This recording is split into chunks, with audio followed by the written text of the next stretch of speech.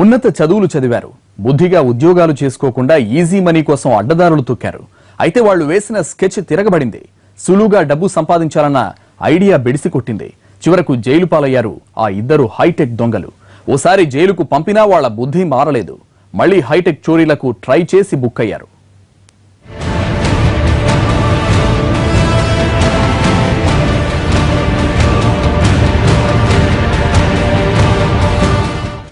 ఆదిత్య, సతీష్ ఇద్దరు మిత్రులు, విజయవాడ వాసులు. బీబీఏ చదివారు. హైదరాబాద్కు ఉపాధి కోసం వచ్చారు. కొన్నాళ్లు ప్రైవేట్ కంపెనీలో పనిచేశారు.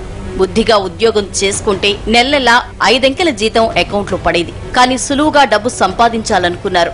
అందుకే హైటెక్ మోసగాళ్ల అవతారమెత్తారు. కొత్త తరహాలో స్కెచ్ చేశారు. ఏటీఎం మిషన్లలో ఉండే సమాచారాన్ని తస్కరించి కార్డు క్లోనింగ్ చేయాలనుకున్నారు. తమ మోసానికి కావలసిన పరికరాలన్నీ రెడీ చేసుకున్నారు. బేగంపేటలోని కుందన్ బాగ్ లో ఉండే ఈ ఇద్దరు తమకు సమీపంలో ఉన్న పంజాబ్ నేషనల్ బ్యాంక్ ఏటీఎంను ఎంచుకున్నారు. నిర్మానుష్య ప్రాంతంలో ఉండే ఈ ఏటీఎం దగ్గరకు ఇద్దరు కలిసి వెళ్లారు. 3D స్కానర్, అధునాతనమైన ప్రింటర్, ఓ డేటా మిషన్ తీసుకెళ్లారు. ముందుగా ఆదిత్య లోపలికి వెళ్లగా సతీష్ బయటే ఉన్నాడు. 3D స్కానర్ సాయంతో ఏటీఎం మిషన్లోని డేటాను కొట్టేయాలని చూశారు. అయితే అప్పుడే డ్యూటీలోకి వచ్చిన వాచ్మ్యాన్ ఆ తతంగం చూసి ఏం జరుగుతోందని ప్రశ్నించాడు. నేంతో ఆ ఇద్దరు దొంగలు మస్కా కొట్టి పారిపోయారు.